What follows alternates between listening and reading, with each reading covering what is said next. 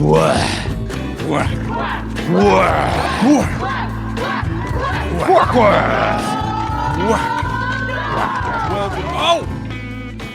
am your host, Adam Shamail. And I'm Aaron Schroeder. That is right. And this is the Pac-12 podcast. What? The most official, unofficial Oregon Ducks podcast on the web footosphere. And let me tell you, I watch way too much Oregon Ducks sports. And I watched just enough to get angry at civilization. That is right. Society failed again. I almost called it the Civil War, but it's no longer called the Civil War, that game. No, it's more like the dumb fuck. Oh! Starting off strong. Look, any person that was on that field at the end of the game, you mean the and brawl? Was feeling proud for the way they were acting, or telling someone good job for the way they were acting, not good. Going straight to hell. Go straight to hell. Oh man. Well, there you have it. At least you know it's a rivalry game when we're telling people you're gonna go straight to hell. And it was heated. It was ugly. It was not a good watch. No, but the Ducks won. This is the problem. Let's hear it. It was a great watch in a way, until they got too insane. There was the point where it ended with the dude doing the cold cock shot to the back of the helmet. At that point, if I was a ref on the field, I would have disqualified both teams and ended the game right there. Even though Ducks are up like 2 scores. But it doesn't matter. Someone gets hit in the back of the head. Well, people would be upset. Get a point towards your score to your year or whatever. Well, guess what? It really soured the mood. And then, it's like, and then so they're getting all high-headed, and then we just start blowing everything, and it's like, wow, we just wasted a 30-point lead. Like, we could have. Do you think we could have raised back up into the top 4 if we had just blown them out of the water? No way, fisticuffs. No way, Aaron.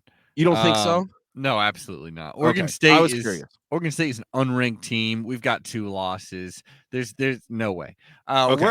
Say goodbye to the playoffs. It'll just do your heart better. Like, for example, I assumed, but I was curious because I was like, I wonder if we would have just like decimated them.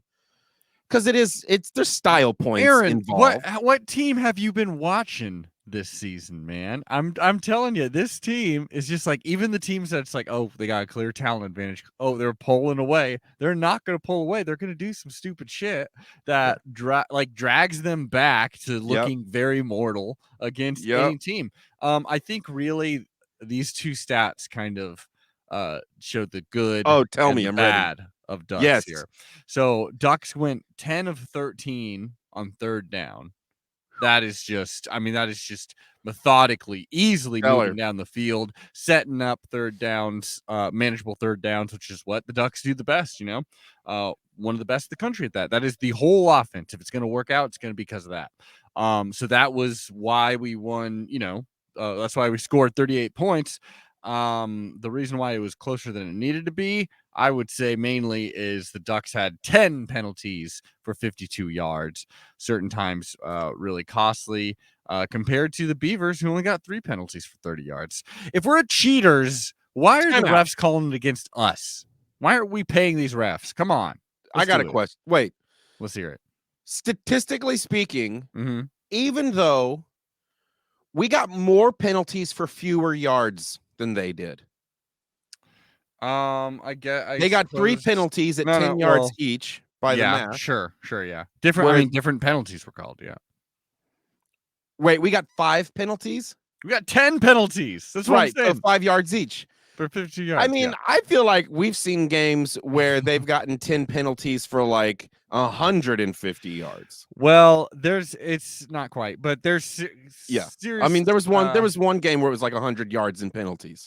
This offensive line is definitely screwing up in some crucial moments. And then obviously, like you said, there's some unforced errors where we just kind of lose our cool. Yeah, and obviously that's bad guys too.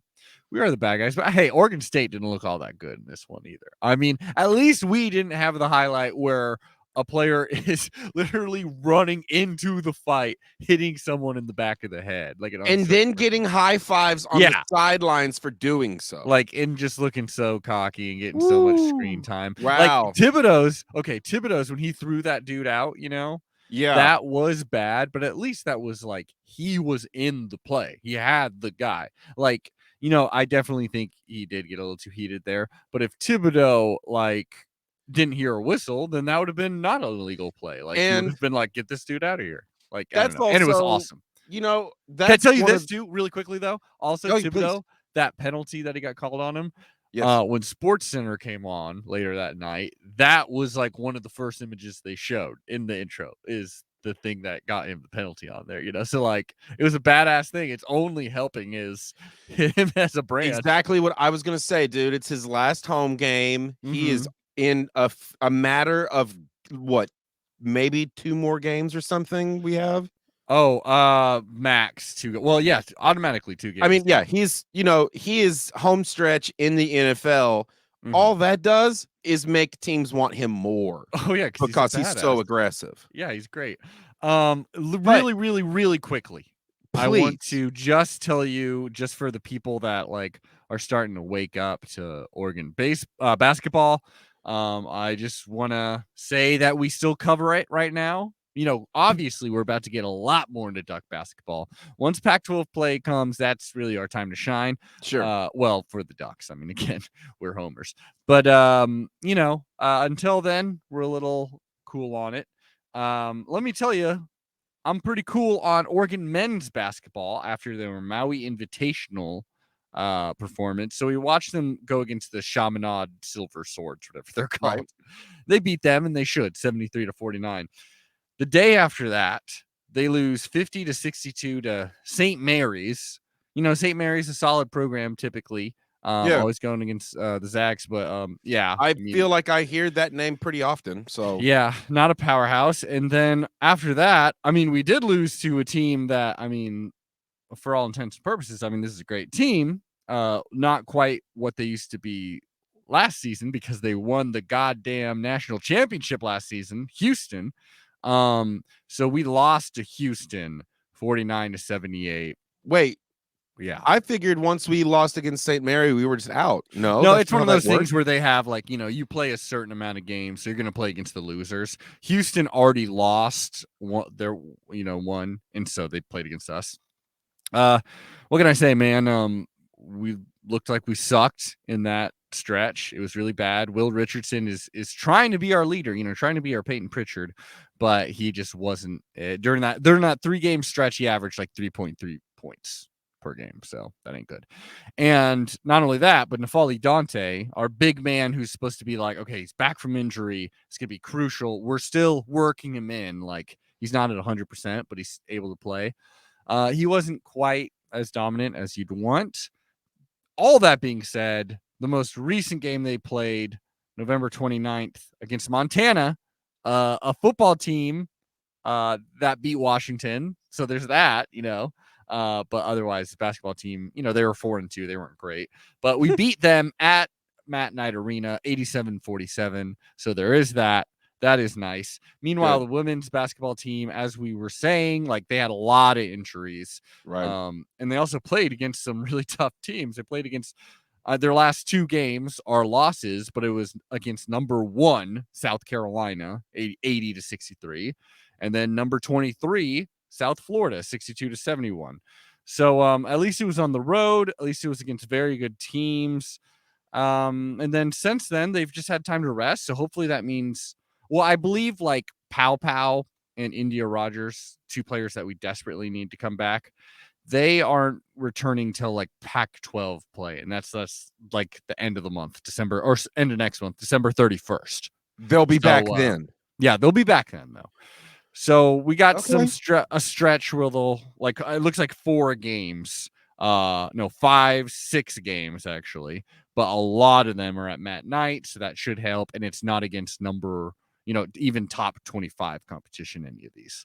So we'll see. Next game for them is December 1st against UC Davis. Hopefully will be a win. hopefully we'll see players like Sabali back in action, players like Tahina Pau Pau. Well, not yet, sorry, but hopefully Sabali, and more from players that I'm quickly like falling in love with, like Shania Pinto is amazing, really fun player to watch, and Filipina Chai is pretty huge. I'll say that she's a huge person, and it's very cool. Yeah. Cool. So that is basketball. That's a basketball beat. Let's get into the basketball beat. Football. Basketball beat. We need to get a little graphic, little 90s like rap to it, kind of Curtis Blow style, you know? Ha ha ha ha. A really bad, like clip art basketball bouncing. Yeah. That sounds good. And then it spins on someone's finger, and then you zoom in, and it becomes the world, like the planet. Dude. And then it zooms out to the Milky Way. My man, I'm just happy we won this gosh darn football game again. Really didn't think we were going to for Oregon about State. 2.5 minutes at the end, because I was like, well, we lost our cool, and for a second it was like, oh my god, can you imagine if the Beavers rallied back? I didn't think that was going to happen, really, because I mean, it was very clear they couldn't stop our run, right? And that's been another consistent thing about this team. It's like, if we're going against someone who straight up can't stop what we're dealing in the rush department, then we're gonna win that game. It may be like surprisingly close or ugly because of some mistakes on our part, or because of just some amazing plays from the other side. You know, you got to give them credit. But a lot of times, I mean, I feel pretty damn confident when we can actually run against them. And Anthony Brown was great against them in a lot of aspects. He did a great job. He overthrew a number of them. Oh, sure. But that's Anthony Brown. Preferable, but it's also preferable to throwing it short. Well, I don't know, man. Like you say, you know, sometimes if you throw it a little short, yes, it is like technically a little scarier because it's easier to pick off. It's also, at least you're giving your receiver a shot at catching it. That's what they say a lot. And like, especially when you got receivers like we do, you'd like to see that competition. Yeah, I honestly sometimes I just wonder, is this dude used to receivers who can just run that 1% faster than our dudes? No, at Boston College, no. Like, I'm telling you, our receiving core, it's not like tippy top tier, but it is. There's some very talented players on this. I mean, it's always hard to tell because it's so much pressure on the quarterback. Yeah. To just get the ball to them, so you really don't know what they're capable of. Well, I mean, and there's like, when he scrambled and like connected with Williams on that huge touchdown, like that was great. That was rad. That's him, pulling off an accurate throw, and he was doing pretty well intermediate. I don't know, it just felt really great about this. I felt good about this game. Shall we invite regular guest, a one and only friend, the one and only? He's our film reviewer. He's also the resident film reviewer for Addicted to Quack, a wonderful site over SB Nation, all about the Oregon Ducks. There you can check out his really good articles. Duck Tape, which break down the previous opponent or the previous game that the Oregon Duck football team played, and then it also will preview their upcoming opponent. In this case, it's Utah again, so a little double dip there. This is, of course, I love double dip. Once again, dear friend of the podcast, Hythloday. Woo, woo, woo. How's it going, Hythloday? We beat the Beavers. We won the Platty, and it was kind of an ugly game. What do you think of it? I mean, it became an ugly look with 3 minutes into the fourth quarter. It was 31-9, like a 22-point lead. Yeah. It's garbage time from then on out. Oregon State has no realistic chance of winning the game. On top of that, Oregon scores, one more time. That, at that point, Oregon's playing a softer defense. They're just trying to, eat the clock. Oregon State, scores a touchdown, gets an onside kick, scores another touchdown. Oregon scores at that point. it's and then they start fighting each other. Like it's just it's a dumb. The last 12 minutes of the game are just exceedingly stupid. Yeah. Did you ever fear that Oregon State might actually win it? No. Okay. A man of strong faith. I love it. They would have had to eventually, especially once we got the lead, they would have had to stop us like once, twice, 3 times. Like right. Exactly. Everything would have to go. They would have had to pull off another onside kick. Frankly, yeah. Like, there's a drive, the Oregon's third possession, that Oregon takes more than 7 minutes off the clock. It's the reason why when Oregon State gets the ball at the end of the first half, but they only have 30 seconds left, and they get to midfield and they decide, well, it's either a 60-yard field goal or throw a Hail Mary, so we'll throw a Hail Mary. Right. And the reason why they had 30 seconds left and not 2 minutes when they could run a 2-minute drill is because they couldn't stop Oregon. So no, I was never really concerned. I wish the game was over faster and that they weren't like, I said that out loud so many times. I was praying it was going to end sooner than it did. Though, the weird thing about that Hail Mary pass was that the announcers were really questioning it, thinking they should have gone for a field goal. And I'm like, is that even possible? They had they hit a to get to overtime, right? Yeah, against Colorado, which they then lost in overtime. But yeah, I don't know. It's a low percentage either way. I don't really care. It's sort of like that Washington punt, the one where the football gods interceded and resulted in a safety. It's like people want to talk about, well, this is a 1% chance versus a 1.25% chance. And it's like, dude, the amount of energy that football fans spend on splitting hairs between extremely low probability events instead of talking about structural factors, which actually determine the outcome of football games is it's insane to me. And I simply refuse to engage in it. Like, that's the other thing that I hate about podcasters is like, boy, it sure is dumb how much people talk about this thing. And then 15 minutes have gone by where they keep talking about it. It's like, no, fuck you. We're not going to talk about it. I get it. So let's talk about Oregon in the playoff picture. So no, I'm joking. Jesus Christ, Adam. Yeah, I was like, I thought you just told me that was that. No, when I was watching this game, I really had the feeling of like, this could be Anthony Brown's best performance at Oregon. Did you get that? Like maybe take away competition. I mean, obviously, in terms of completion percentage, it was. I mean, he completed 82% of his passes, for God's sakes, which wow, great. The thing that's crazy is that it is in terms of efficiency. In the passing game. Right, like getting enough on each play, getting enough yards given the down and distance to stay ahead of the chains. It's Oregon's best passing performance all year. It's their best yards per pass attempt number. It's their best, it's not quite their best explosive play rate, but it's up there. By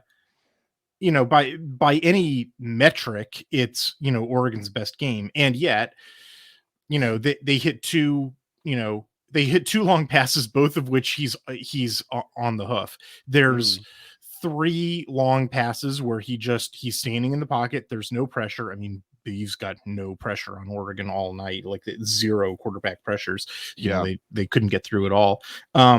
There's 3 throws where there's just, he has no reason not to drop it in the bucket, and he just can't, and that's frustrating. And it's, this crazy situation where like, it is probably Oregon's best passing performance. It is probably Anthony Brown's best performance as a passer. I guess those things are more or less the same thing. And yet the single biggest problem that they have in the passing game is Anthony Brown throwing, I think, 3 or 4, maybe arguably 5, just totally inaccurate balls for no good reason. It's like we can't get off of this, this problem. It's something that we said, God, going back to like the Fresno State or Ohio State games, that like Anthony Brown's inaccuracy is just going to take 7 points off the board every single game. And you just need to learn to live with it. And here we are after week 13, and like, boy, it's hard to live with. Oregon should just always have like 7 to 10 to 14, more points than they do. every single game because their quarterback can't hit that stuff. And it's crazy because at Boston College, where he had worse wide receivers, he was hitting those all day long. And it's just like I have no explanation for why that should be, but here we are. Yep. Hey, 10-2, baby. That's where we are. Yeah, it's not bad. Yeah. So obviously, losing Micah Pittman, that sucks. Losing Jalen Redd, that sucks. Chris Hudson though looks like he's filling in pretty nicely there. This was his best game. Yeah. Not only that, but they basically don't have a slot receiver at this point because they don't have Micah Pittman or Jalen Redd. And so, basically Chris Hudson has bounced, even though he's built a little more like an outside receiver, he's bounced over and has been playing inside receiver. And on the outside, they've been playing the two true freshmen, Troy Franklin and Dante Thornton. And I thought both of them played pretty well. And that all makes sense, right? Like body type wise and what they're right. Like that's, frankly, you're probably looking at what Oregon's wide receiver, and of course Devin Williams, obviously him too. But like Devin Williams, Troy Franklin, Dante Thornton, Chris Hudson, you're probably looking at Oregon's wide receiver core next year. It just happened. It happened 2 games early, but that's and then we still haven't seen like Isaiah Brevard, and there's a bunch of other wide receivers too we haven't seen yet. So it's just the timetable on Oregon's wide receiver core has been moved up, and as it happens, some true freshmen are getting some pretty valuable experience and playing pretty well. So silver lining. I felt really, really, really solid about this offense overall. Well, there is one interesting thing about it. I sort of sense the way you're going with this is like, what's to talk about? What's to talk? Yeah, like there is. I also wanted to look at like. Oh no, continue. Yeah. Well, there's one thing to talk about which is pretty interesting, and that is, Oregon State was actually pretty effective at shutting down Oregon's zone running game. Like if you look at the, Troy Dye has that touchdown run for 20 yards at the very beginning of the game. And towards the end of the game, or the end of meaningful play, Oregon State's defensive front starts getting really fatigued and they can't stop it anymore. I put a clip of that in my article where it's like they have to basically play the same 6 guys in their defensive front on every snap. And like, that's not a good situation to be in if you're going up against a team that likes to run the ball all the time. And so by the end of the game, or by the end of meaningful play, they were no longer as effective against Oregon's zone running as they were, for much of the game. And but at the beginning of the game, for most of the meaningful part of the game, they were shutting down Oregon's zone running pretty effectively. And there's a particular reason why they do it. It's difficult to describe without a whiteboard, but basically they guess which way the run is going, and they send 2 different defenders for a zone read, one for the quarterback and one for the running back. And then it doesn't matter which one, is carrying the ball because there's 2 different dudes, right? And it's kind of a high risk thing. And if Oregon were only a zone read running team, then it might have been a different story. But it turns out that Oregon has a couple other tools in the toolbox. They have some RPO stuff, which was fairly effective against Oregon State, because they're committing 2 people to a run and then they throw the ball. So, they're down a defender. And the other thing was quarterback power. And I try to put a couple clips in my article about this, where when you use that particular trick, you've now committed yourself to the outside and they get blocked. And all of a sudden the quarterback gets to run for like 10 free yards. And so, there's this real fun disparity where like, Anthony Brown is Oregon's best running back. Well, it's not because he's a better running back than Oregon's running backs. It's because schematically what, Oregon is doing, and in particular what they're doing in response to Oregon State, their gamble, was pretty effective, which, Joe Moorhead's a good offensive coordinator, and it's a fairly diverse playbook. And on top of that, Oregon, unlike a lot of teams, does not give away what the play is going to be with the formation. They're always in 11 personnel. And so it's very difficult to discern, what the play is going to be when they're always showing up with the same look. there's a lot and on top of that they introduced this new concept where they were always motioning the back in, either for fake sweep. Yeah, they were doing that on a whole ton of plays, and that reveals the coverage, and it also gets you the linebackers moving, and it disguises a couple of things. Like one of them, Dante Thornton comes in on a fake sweep, and then he stops and blocks on the run that Travis Dye runs for 20 yards on. They're apparently weren't expecting that, because they were expecting it to be a strong side run to the tight end side. Instead, it was behind the true freshman wide receiver, right? So like, Joe Moorhead's a good offensive coordinator. I don't know what to tell you. Like it was a pleasure to watch Oregon's offense. It's a little granular. I understand it's sort of dry to talk about podcasting. That's why I tried to put videos in my article. You should read it. But like, yeah, or Joe Moorhead was kind of pantsing their interim DC. Schematically. Well, I got a question for, not physically, no. I got a question for you though, Hythloday. Are you ready to go potentially on some Akron podcast to talk about all the research you've done with Joe Moorhead? Specifically, interestingly, some of the research that I did on Joe Moorhead was when in his first stint at Akron. Exactly. In fact, there's a couple of plays that he ran at Akron that he, as far as I could tell, did not revive at Fordham, UConn, Penn State, or Mississippi State, but did, bring back for Oregon. So I was like, the first time I saw it, I was like, that's the Akron play. Exactly. like Zip Pod or Akron Cast or whatever you're called. If you're listening, I mean, hit Hythloday up. He's ready. He's got all this knowledge, deep zip offensive lore. So hopefully Moorhead will stick around. I don't know. Aaron, that was just a little coaching goss. Some people apparently Akron, his old stomping grounds, is really looking at Moorhead, that's what you want, right? You want your coordinators to be like hot commodities. We got a lot of honestly, there's a bunch of teams in the Pac-12 where it's like, our wide receivers coach, our coordinator has been here for 10 years, and it's like, he has. Like, what do you think that means? Yeah. Oh, it means that he loves our school so much, because no one could ever not be in love with my alma mater. It's the greatest place in the world. It's like, no, it's because he's not getting any fucking offers, dude. And it's just like, and he gets so much out of the talent. It's like, so he never gets like high rated talent there either. Is that it? Yeah.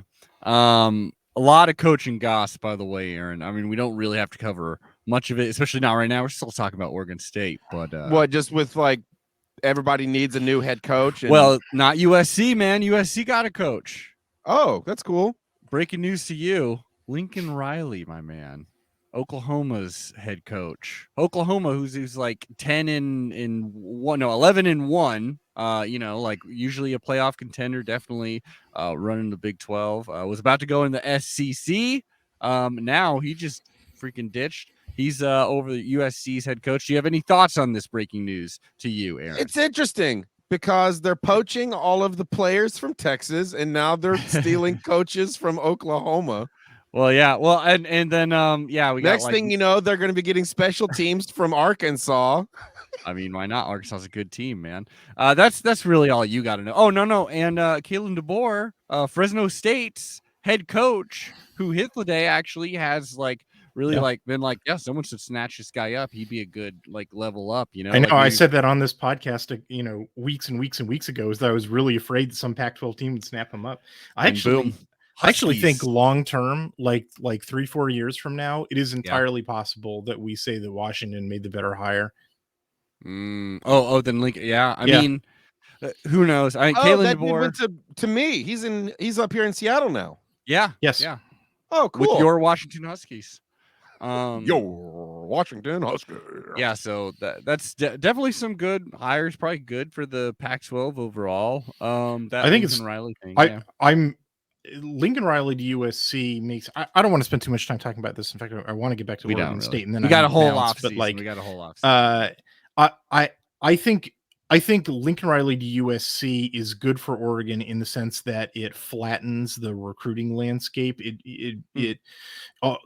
There are a bunch of Los Angeles blue chips who during the Clay Helton era had been defecting from Los Angeles, and like a handful of them would go to Cal, and a handful of them would go to ASU, and a handful of them would go to Washington, and a handful would go to Utah, and so forth. And it meant that the Pac-12 is full of parity, right? Like any team that you play has a few blue chips on it and they can threaten you. And that probably is over, right? Like all of those guys are going to stay home now. I don't think it affects Oregon. I think it affects everybody else. And it means that now Oregon has to play one really top talent team every year, USC, and then a bunch of teams which are no longer getting that talent. And, in that sense, I kind of like Riley to USC. On the other hand, I am not real happy about DeBoer to Washington. Like, I think that in that recruiting landscape that Washington is not going to be getting a ton of blue chips anymore, but DeBoer has proven that he knows how to win with like high 3 stars and Pac-12 castoffs, which, let me tell you, a lot of the Fresno State guys are Pac-12 castoffs, right? Like Jake Haener, Ty Jones, Evan Bennett, there's a bunch of them. I love the idea of Washington fans being like, can you imagine having players like Jake Haener? Yeah. Yeah. So there you go. Let's get back to Oregon State though. So I don't know. We talked quite a bit about the offense. Way to go, Ducks. Sewell got hurt. Sewell reportedly, it sounds like, Cristobal is saying he should be ready to go against Utah, I believe is what he's saying. Who knows? That's what I've heard too, and McHale Wright as well. Right, that's the one that I heard was good to go. That would have been, and that could be. It looked like Sewell was maybe, he wasn't wearing any form of protection on his arm or anything like that. He was on the sideline for so much. I think it's at least possible that he was there because it's just like, hey man, we already got a lead. We got Utah coming up, and we cannot. There's no game plan if Sewell's out too. That makes sense. It is nice to have Leduc back. But that's what I was about to say. Yeah, he didn't look that bad either. I mean, I hate sounding like a broken record about it, but like there's a bunch of clips in my article where the failure on the play or the reason why they give up a play to Oregon State is because our old buddies, Jeffrey Bassa and Nate Heikalani, are not in position, or getting run over. And like, I really don't like picking on them. It gives me no pleasure, but like, I have to, be honest and report like the most common cause of play fit, just like I don't like trashing Anthony Brown, but I have to be honest and say that the single biggest problem in the passing game is his inaccuracy. I have to be honest and say the single biggest problem that Oregon had on defense was, the backup ILBs not being in position. So like, getting an or not so much not being in position. I should stop saying that because they are mostly doing a pretty good job of getting themselves in position. It's just they're either not fast enough in the case of Nate Heikalani, or they're not, big enough in the case of Jeff Bassa, who's, converted safety. So, getting Leduc, who's actually supposed to be a linebacker, in there playing linebacker and doing stuff like shutting down crossing routes the way that linebackers are supposed to do, and like, frictioning down offensive linemen the way that big linemen are supposed to be able to do is just like, yeah, right, that's what that's what you're supposed to have back there. That's what Oregon has not had for the entire season, and why Mario Cristobal should win Pac-12 Coach of the Year is that like if anybody really understood the injury situation that Oregon was going through and the crazy magic trick that's had to be pulled off to make this look like a competent team, like they'd never stop giving him awards. The funny thing is, so many people write it off by being like, well, I mean, it's easier when your backup is still a 4-star or something like that. It's like, yeah, but who recruited the fucking backup? The coach, right. Like, and a 4-star true freshman converted from another position, all I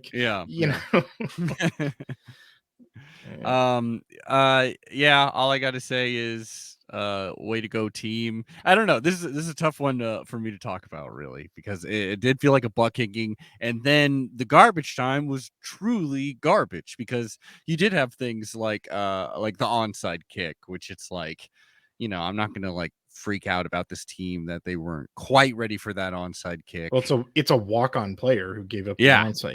It's just like, that's right. How much you want to trash him? Like I know we can, but yeah. No, we don't have to. I don't know. My man Camden Lewis still kicking the shit out of things, still doing great. Did he shave his head? I don't know. I guess he did have longer hair back in the day, maybe, huh? We gotta look into that. Yeah, I'm gonna do some investigatory research on that. Good. That's why you're Hairgate, man. Yeah. Hairgate. I don't know, y'all. Any thoughts on this damn game, on the Platypus, on winning the Platty, on the Platypus Cup, on the Platypus Bowl, on the Oregon State was really there. I felt like I wrote one of the best preview articles that I've written to date. Like, I nailed everything about that team, and like it actually sort of gives me pause, because like it's a very predictable team, and I'm like, how did this team win this many games? You know, and I beat really, Utah, yeah. I mean, it's I mean, I crazy. really kind of think that Pac-12, you know, like this was a down season for the Pac-12. I don't think that's any real secret, but it's like I should not be smarter than these people. Like, you know, me spending 3 hours a week doing this, you know, with no training or education, like I should not be picking up this shit and you know, programming out like, you know, how this is going to go better. That, you know, how did Oregon State beat people? They're not a super talented team. They're very predictable. They have extreme, like you can tell exactly what the play is going to be. Like, how did they win games? How did Washington win any games with John Donovan? Like, how did you know, it's like, it really gives me, you know, like Oregon is 10-2 with the exception of Ohio State. I don't think they played a good team like the entire year. I don't think they played a, you know, a good team. I'm not trying to like, you know, talk too much trash, but like, you know, if you went to each individual fan base of a team we played, I'm not sure who would like be crowing that like UCLA fans aren't being like, no, this seems better than their record. Like most aren't, you know, like they're 8-4, I believe, yeah. but yeah, but or yeah, I don't know. Maybe Arizona, they are better than their record. I would definitely say that, but they're not a good team. Yeah, sure, but I mean, like I don't think Oregon has, you know, Fresno State is probably you know, the second best win that Oregon has. Like, Yeah. like I don't think Oregon has beaten, other than Ohio State and probably Fresno State, has beaten a top 20 team. Yeah, no.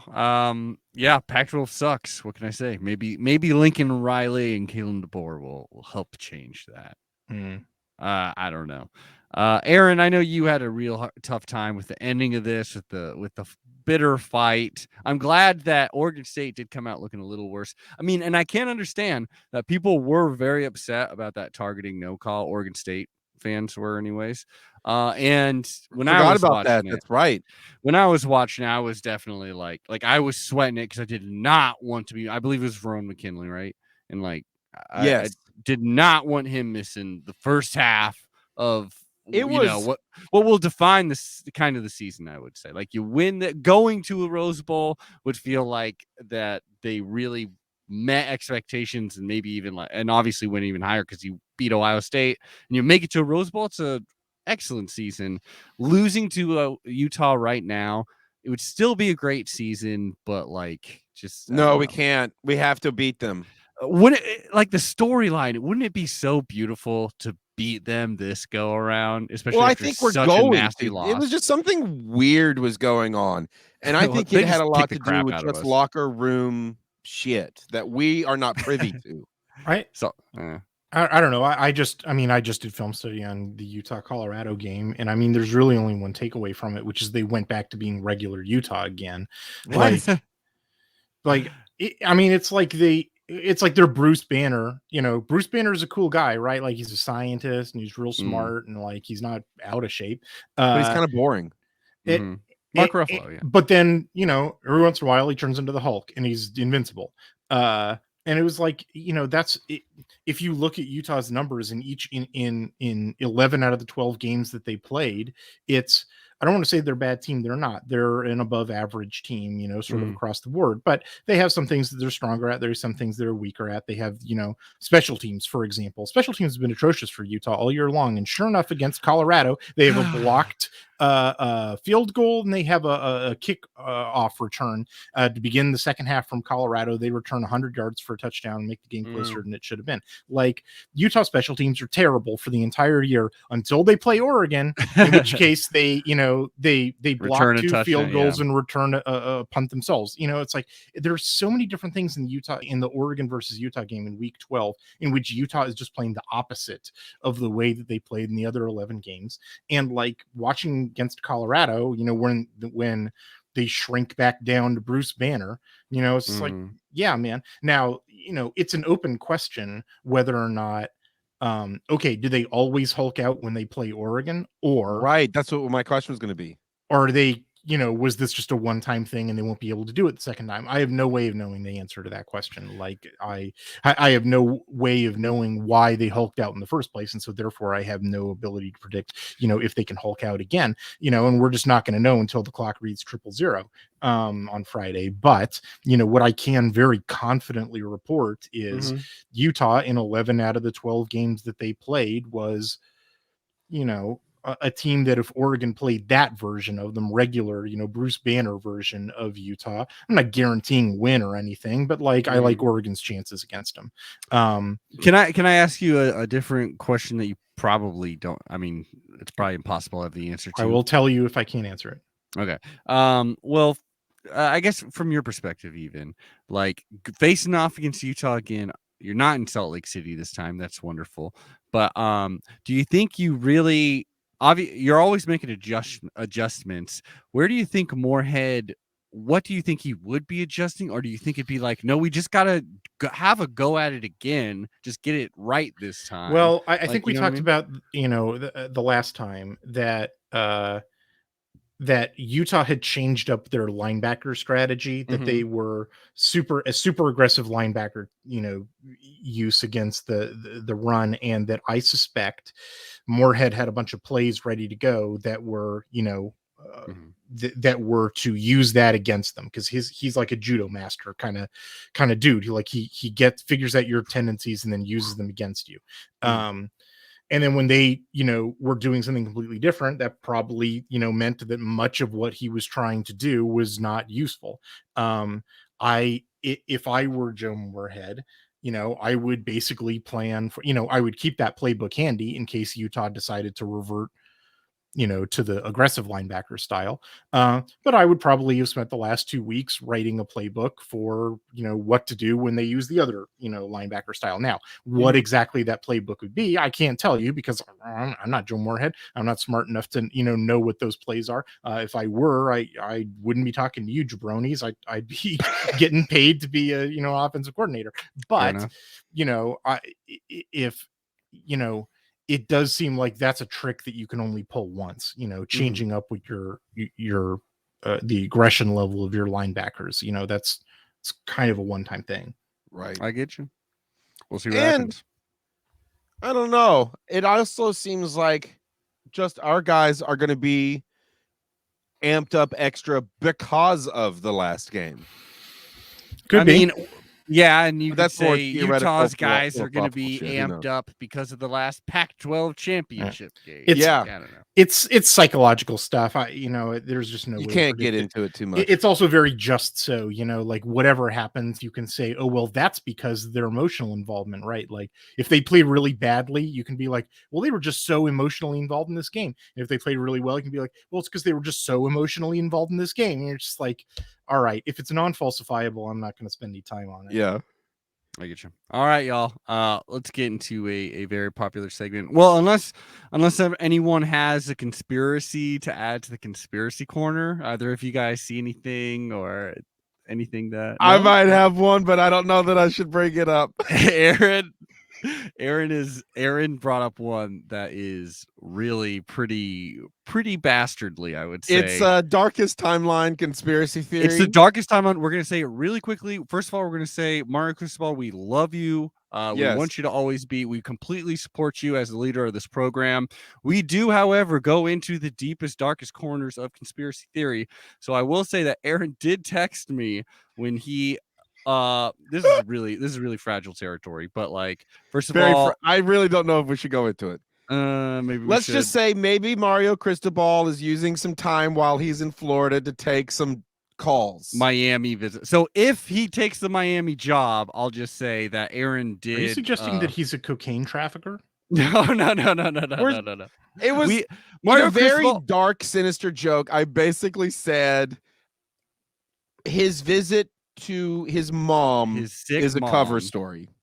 to take the Miami job, is what Aaron Right. said. I don't think that's a conspiracy theory. I think that's, every Duck message board has been saying that. I know, right? I don't know. Yeah, Even I mean, we're a little fragile. his mom with is there. sick, and we're like, oh, that's bullshit. You kept saying like, oh, this super dark stuff, and I was just like, man, this is going to get racist. You're going to talk about like Cuban mafia stuff. Oh, like, no. We're not there yet. Calling, I forgot the saying internet you can't go to work for the next 3 days because your grandma died. I guess, but she's like alive and well, living in Las Vegas. Like she's sick, but he's like, yeah, I'm gonna go visit her, but also I'm gonna go talk to the Hurricanes really quickly. People want an answer. Hey, maybe how did the bottom 11 do? Hey, there you go. That's a great idea. Bottom 11. That's right, everyone. The bottom 11. What can you say? I'm going to go ahead and say the bottomest of 11 is Oregon State for their cheap tricks, attitudes. Okay, we'll throw them right down there, right below Arizona, I guess. Well, we used to say Washington was always down there, right at the very bottom. So Oregon State, Washington. I feel like Washington is definitely on the very bottom. They lost the Apple Cup for the first time in like 10 years. Yeah. Oh no, they did. They did. Yeah. Aaron and got beat back, I think, by the worst margin in Apple Cup history too. Wow, it seems like maybe I had a bad picks week. I guess we'll find out. We'll get into that. Aaron. That was the game I was really super stoked for before. I was very happy that it was on Friday, so I could actually watch this sucker. And it lived up. I mean, Hythloday and I just kept being, let's just skip straight to the Apple Cup. Hythloday and I were very excited, being like, can you imagine how great this would be if it was a blowout? Like, just how bad Husky fans would feel. Aaron, we got everything we could possibly want in this. It was 40-13. Not only that, but Sam Heward played some serious time. I believe this is his 4th game of the season, right? So it wasn't a redshirt thing, or what? He didn't have to burn his redshirt, I'm pretty sure. I don't know. I forget it. But he looked terrible, man. He was throwing picks left and right. Oof. Washington State just looked dominant in every phase of the game, honestly. They were Max Borghi was doing great. Jaden DeLora was tearing him up. At the end, Washington State fans stormed the field and kind of like half-assedly attempted to plant the flag in the middle of the W. Oh, that's funny. You could hear like "Go Cougs" very clearly throughout the stadium. It was just an absolute beatdown after having not beaten them in forever. Have we checked in on Gaby to make sure she's doing okay? It's been a little while. We will get her on the podcast. We may need to just talk about something not about football to get her back on, to ease her back onto the Pac-12. You could still find her stuff over at a Dog Pound. It's great stuff. I bet it's dark writing over there. Now. It's darker than your conspiracy theory that Cristobal would lie about his mom. But yeah, did it live up to you? This Apple Cup beatdown live up to what you were hoping it would be, Hythloday? Well, I thought Washington would win because, I thought that Washington's pass defense would shut down Wazoo, and that did not happen, which was a big shock, frankly. Maybe a little bit of like, it's the final game of the season. We don't have a head coach anymore. I don't know. Yeah, I don't know. It's difficult to, during the off season, I go back and chart all the Pac-12 games that I didn't get to during the year because they weren't, relevant to Oregon at the time. Mm-hmm. And I often find that games in this situation, like the last week, nobody has really anything to play for, turn out not to give you very good data because of stuff like that. Like you can see it on the field. I can't really pick that stuff up when I'm watching it live. It's a conundrum because Washington's pass defense is literally the number 1 pass defense in the country, and yet Wazoo was doing anything they wanted through the air. Does that mean that Washington's pass defense was a fraud, all year long, and nobody was really, trying hard enough? Or does it mean that they had packed it in and they didn't give a shit in this game? I don't know. I don't know the answer to that question. Or did Wazoo figure out yeah, right. Or Wazoo figure something out. I don't know. There's a couple different explanations. And you're probably not going to get good enough data, about it. it's hard to say, but it's definitely not how I thought this game would proceed. Bonkers. It was just sort of the rest of it, went down pretty much as I expected. Washington's anemic offense. Wazoo doesn't have much of a defense. Turnovers, Heward does not look like the answer. I mean, that's sort of the other thing, I guess, that's a surprise, but not really a surprise, is that, oh my God, Washington fans just had all of this, hope put on Sam Heward, and like he just, he's a true freshman. You probably shouldn't start, setting him adrift too quickly. But like, boy, there's probably a reason why Dylan Morris was playing most of the season, even though they had a lot of problems with Dylan Morris. Yeah, miracles happen. That's all I got to say. It was beautiful. On that same day, on Friday, the miracles did not happen for the Colorado Buffs, even though it was close. I mean, Utah looked, as Hyth was saying, Utah looked sloppy, kind of returned back to form, but still looked better than the Buffs because they win this one 28-13. Which is not as bad as I don't know. Like, betting line was a lot higher on the Utes. Interesting. They took care of them though. I'm gonna say. Yeah, I'll write an article about it. They were better than Colorado. That much was pretty clear. But like, Utah didn't. I mean, yeah, they look like Bruce Banner again. Yeah, article wise, how much are you taking? Like, because you already did your preview, and then they, played against Oregon in one of like literally Avery of No Truck Stops podcast was saying like, yeah, that's probably like the number one Utah win of all time. like right up there with Bama, at least is what she was saying.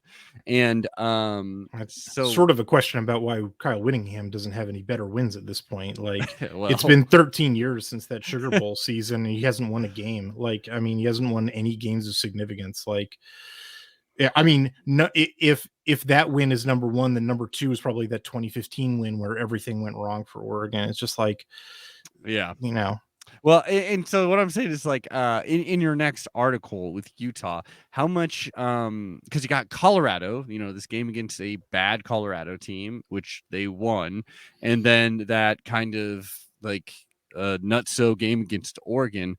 How much more information have you added into, or are you kind of like, none. I mean, yeah, I mean, like I said, it gave me one, data point, which is that they went back to being Bruce Banner. Yeah, I do, so confusing. Mm-hmm. Yeah, it's just, who know whether they Hulk out or not is unknown. We'll know on Friday. We'll find out. Hopefully it's more like the nope, I lost it. I was trying to say the Marvel movie where the Hulk isn't able to Hulk out. He kind of gets stage fright, Ragnarok. Yeah, sure. I can't remember. I think it's when he's trapped as the Hulk. I don't know. We don't need to be talking about freaking Marvel on this podcast. The Ducks beat the Beavers 38-29 in the Platypus Bowl. I think that's what we've landed on. Platypus Bowl for football and Platypus Cup for the other. I like calling it the Platty. The Platty, yeah, winning the Platty. That is as opposed to the Natty, right? I dig it. Very cool. The classy Platty. That does not roll off the tongue. The Territorial Cup is a game I watched 0 minutes of and literally forgot it had happened. And I was like, oh, I better look at this score. 38-15, the Sun Devils win. We know Aaron isn't going to get a point off this one because he forfeited the point. So that's all right. That's right. I'm sure you wanted a 0-0 tie to replace the toilet bowl. But I was just hoping it would get canceled. Yeah, nothing to say about this one, I would imagine. Hythloday, did you watch this one? I watched a bit of it, yeah. You want to know an interesting stat? You know which player in a Pac-12 game threw the most yards this weekend? It wasn't Will Plummer, was it? Will Plummer, 346 yards. 1 yard more than Jack Cohn, the Notre Dame quarterback. Wow. Oh, yeah, that's right. Speaking of Notre Dame and Jack Cohn, a quarterback which I was about to say soundly beat, but which we beat in the Rose Bowl. It took a kneel on the goal line. Yeah. 45-14, Notre Dame wins this one. I was doing some little parlays, and this was one that I was like, every parlay is going to have this game in there because I am 1,000,000% confident that Notre Dame is going to stomp on Stanford, especially because Notre Dame was looking for the style points too, and they didn't have to, go crazy to get the style points. And apparently Brian Kelly just wanted one last, signature win for his program before he went to LSU. So there you go. It was nuts. Even the commentators were saying like kind of like, why are you watching this game? There's other games you could be watching. It was honest. It was just no good. We're only here because they paid us. Yeah. So Fighting Irish, they win. BYU versus USC. USC officially had to release a statement saying that they apologize for the "fuck the Mormons" chant that was going on in this game. Whoa. That's right. Why were they doing it? They did it because they lost 35-31. I think that's why they're doing it. I don't know. I did watch this game. It was actually a good one. Like USC, yeah, actually, I thought it was a pretty good game. I thought this was the most competitive, interesting game of the weekend. Yeah, USC showed some life, and that was nice, especially knowing that Lincoln Riley's going to go in there. Again, we don't have to talk about Lincoln Riley all that much. That's not really what the show's about. But yeah, you do think considering this season they quit so early, basically, and the kind of previous seasons USC hasn't done all that much. I wonder if they can keep a lot of their talent there for this season, and I'm sure a lot's about to flock there. Some new talent, maybe some grad transfers. I wonder. It doesn't seem that crazy to think that Lincoln Riley can immediately have a decent amount of success at USC, kind of year one. I don't know. I'm interested in what he's going to do there. They should have. We'll have to see what the talent situation works out. It's possible that this winds up collapsing. That they get a bunch of dudes leaving, and then it turns out that a bunch of the dudes they were counting on to come don't, or aren't, quite ready to play. It's funny too, because you would think with Graham Harrell there, you would think it'd be oh, this could be a really smooth transition, but it just feels like there's a lot of they're pretty different offensive systems, frankly. That makes sense. Actually, good friend of mine who runs the Coordinator Project YouTube channel recently did a pretty good Oklahoma video, and we got to talking on Twitter. Just this is so crazy different from USC. It's bizarre that we wound up talking about that, because they're both sort of Big 12 legacies, but they diverged so much. Interesting. It's a pretty different scheme. So yeah, I mean, it'll depend on how the talent situation goes out. But if they have the good floor of talent that they ought to have, there's no reason why they can't just right away win 9 games. Like that. That's what I'm thinking. Yeah, maybe win the South. Right. Yeah. And I got to say, I was really rooting for. I rarely will root for USC. But I was just getting pretty sick and tired of I do not want to hear BYU be all 5 Pac-12 teams this season. I did not want to hear that. I wanted to see it was nice to see Malapai. I was just for him, he's been there forever. I would like to see him just go off and have a win in a pointless season. That final drive, they were really giving it to him, and then it kind of stalled out. And I don't know. It was unfortunate. I wanted USC. They had the lead towards the end of the game. They pulled ahead by 3 points, but then they couldn't stop USC. They got a touchdown. Then they picked BYU off. And they were in a position to sort of shut the game down with it was 8 minutes left in the fourth quarter, but they just they couldn't. They went 3 and out, and then they gave up a long touchdown drive for BYU, and and then they just couldn't answer. But the last quarter of that game was pretty competitive, pretty interesting. It was a fun watch, and actually it was you got your wires crossed here, Hythloday, because last week you were saying I don't know. Actually, I think that Cal UCLA game, I think that's the game. The first half of that game, it was actually a pretty competitive, interesting game. And then Cal just it was so stupid. They completely abandoned the run, which is the thing that was really working for them. And their defense just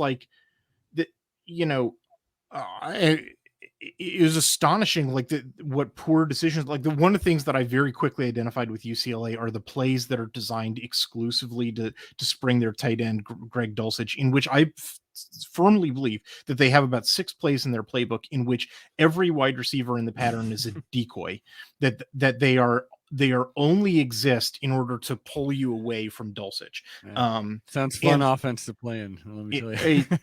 If the defense is too stupid to figure it out, it's a brilliant offensive plan. If the defense is smart enough to figure it out, it's a terrible offensive plan. And well, I guess I know what to think about Peter Sherman now, Cal's defensive coordinator. Well, and yeah, it was a classic. Well, not classic. I don't know. It was a beatdown. It was fun to watch, just because there was so much scoring, one-sided and all, and it set up something really stupid. Because at first it was like, hey, if USC wins and then if Cal wins, that could be like, well, I guess it didn't matter if USC won. I don't think. No. It could have been because like Cal could have gotten a bowl game, right? If they would have. I believe so. You could have set up 2 5-7s. Yeah, is that right? Or they would have whatever. No, they were 4-6 going into this game. Yeah, so they could have needed set to up beat 2 UCLA and 5-6. USC. That's right.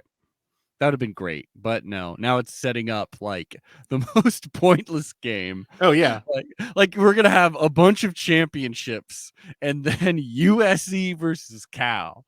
Yeah, like and USC. the California Cup's not even at stake. UCLA won all 3 games. They won that's outright. great. Yeah, That's I mean, funny. there's nothing. It's the stupidest game. Yeah, but they're gonna play it anyway for shits and giggles. yeah. An interim coach versus I don't know, Justin Wilcox, man. Like, that dude might be a dead man walking. Like it's been 5 years and they can't get they are not going to bowl games. Like, Yeah. what are you paying him for? It's yeah, especially because it was amazing the thing that like got him some buzz there. It's like, holy shit, he turned this like all offense team into an all defense team, and then like the defense just got less good, and and that's it. And it's like, all right, I was really hoping, especially when I was watching Cal play this last Saturday, I was all like, Justin Wilcox to Washington. That sounds like a good move. Apparently not, though. All right, we got our final segment here. It's going to be especially short this week.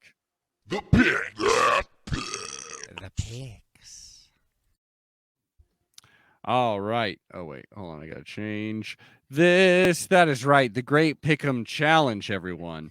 Aaron and I have very few picks to make this week because, as you all saw, well, here's how we all went. I actually did super well. You did. Just by going the opposite of Aaron, except for a few times where I knew I would be fucked if I did. I chose Notre Dame because Stanford wasn't winning that thing.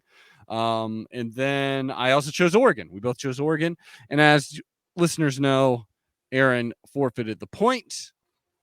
So that leaves me. I got all but one wrong. I chose USC over BYU. Bravo. Aaron got 3 of them wrong. Still, though, Aaron's got a healthy 6-point lead. That is tough. Now, I will say bowl games count as 2. That's right. There's a great chance you could really come back. Just win it all. That is a rule that I made up last season, late in the season, when I realized that I was too far behind to win. And so I added that, and I'm glad it's still in there because I'm still losing. Only 2 games. Only 2 games to pick from, Aaron. Number 10, Oregon versus number 14, Utah. This is college football playoff. So we're back in number 10. That's pretty damn cool, honestly. And this game is on ABC? Aaron. We know your thoughts on ABC. When the Ducks Well, play it really there, changes the dynamic, right? Because I believe whenever we play on ABC, we lose. we haven't been doing well. It's not true. Not Oregon is true. undefeated on ABC this year. Is that true? Yes. I haven't really been paying attention. I know Ohio State. That was ABC, right? Or was it No, Fox? Wait. it was Fox. That was Fox, yeah. Did you just say we're undefeated on ABC? This year, yes. I feel like, I don't know. I can't remember. I'm going to go with Hythloday, though. So maybe we're undefeated. Well, I'm still ABC gonna pick scares Oregon. you. Their 2 losses were on ESPN proper. That's right. Which they're, I don't know, same parent company or something, but that doesn't count. Aaron, you're going with Oregon all the way, baby. I'm also going with Oregon. It's a total homer pick. I mean, my mind is like in a straight pick'em situation. You should probably go with the team that just, obliterated the other one, even if it was a little bit of an anomaly and it was at your home stadium. And it was That's wild. Vegas thinks it was. They set the exact same line as they did last time, which is Utah by 3.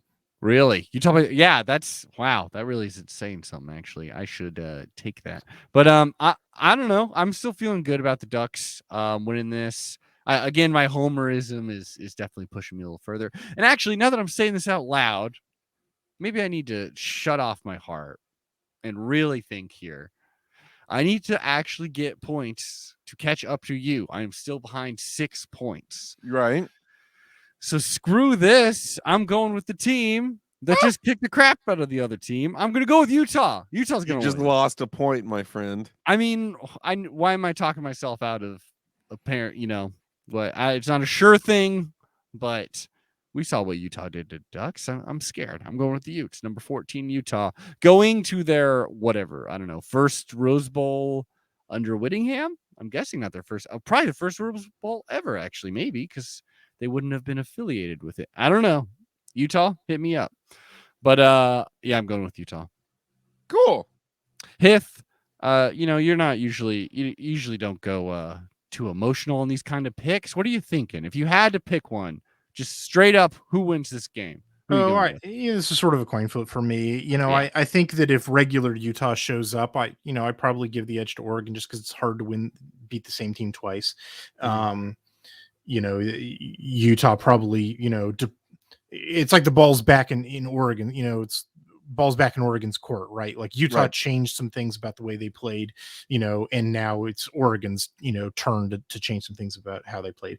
So, give a little bit of edge to the Ducks. I think if, regular Utah shows up, Oregon wins. I think if super Utah shows up, then, forget it, man. But like, I just have no way of knowing whether or not super Utah is going to show up or not. So, coin flip for me. So I guess give me the Ducks, I'll hope that Oregon wins, and in a coin flip, why not? Now I here's think we're the in a classic fool me once, fool me twice scenario where we got fooled once, not going to get fooled twice. Okay. Well, you just don't fool me twice. Aaron, my friend, then we got a game that no one should put money on. No one knows which way how does this one even this work? game is going. I know which way I'm leaning. I don't want to tell you. USC at California. I will say USC is definitely coming off a better showing than the Golden Bears did. Yeah, but I think you're leaning towards Cal, so I'm picking Cal. You fool. I'm leaning towards USC, the team with way more talent that just fought towards against a highly rated team.